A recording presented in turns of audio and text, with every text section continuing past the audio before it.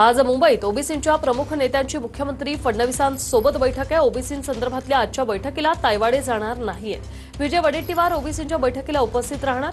छगन भुजबळ आणि लक्ष्मण हाके या बैठकीला उपस्थित राहणार का याकडे लक्ष निघालेले आहेत। आपण ही दृश्य या ठिकाणी बघू शकतो।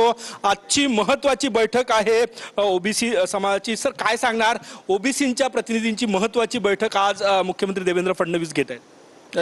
असं आहे की आम्ही 10 ऑक्टोबरला मोर्चा ओबीसींचा नागपूरमध्ये आयोजित केला होता आणि ते सगळे सकल ओबीसी समाज त्यामध्ये पुढे आला होता। मुख्यमंत्री महोदयांनी ती बैठक लावली, त्याचं निमंत्रण दिलं आणि त्या बैठकीसाठी महाराष्ट्रातून जवळपास 40 नेते ओबीसीचे त्या बैठकीत उपस्थित राहणार आहेत।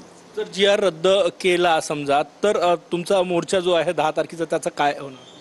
नाही, मोर्चा हा आता सगळ्यांनी तयारी केलेली आहे की बाकी समाज जर सगळी ताकद दाखवून जर पूर्ण शक्ती प्रदर्शन करत असेल तर ओबीसी समाजसुद्धा हा एकवटला आहे आणि तो जर जी आर रद्द झाला तर आम्ही सगळ्यांना सांगू की मुख्यमंत्री महोदयांनी तो जी आर रद्द केलेला आहे आणि तो जी आर रद्द केल्यावर मुख्यमंत्र्यांचं आम्ही स्वागतही करू त्या मोर्चात।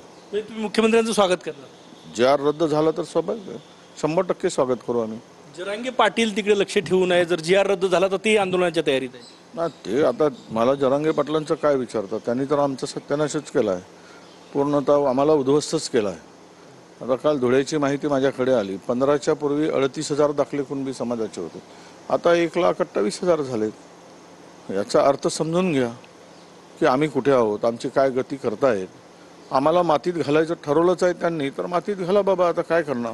आम्ही छोटे छोटे बारके समाज आहोत, आम्हाला मातीत घालून आम्हाला संपवायचं आहे आणि एक छत्री राज्य करायचं असेल तर सरकार आणि जरांगे पाटील ठरवतील।